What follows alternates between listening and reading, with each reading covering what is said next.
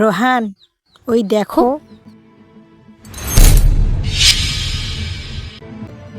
কাকু বলছি এই জুতোগুলো একটু পরিষ্কার করে দেবেন।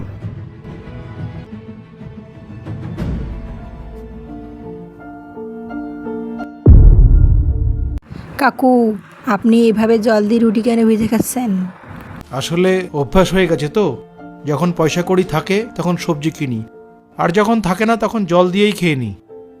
আপনার পরিবারের কেউ নেই? হ্যাঁ আছে, সবাই আছে। আমার কেউ নেই, আমার ছেলে আছে, বৌমা আছে, কিন্তু তারা আমার সাথে কেউ থাকে না। আসলে অনেক বোঝা হয়ে গেলাম।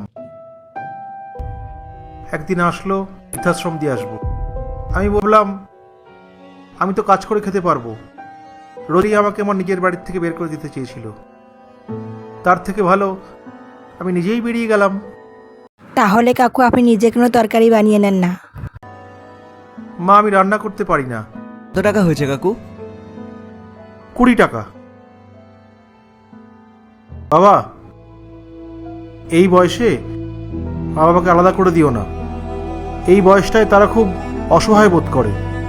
আপনার দোকানে একজন দম্পতি এসেছিলেন না, ওনারা বলেছেন যে এবার থেকে প্রত্যেক মাসে এই তরকারির টাকা ওনারা দিয়ে দেবেন।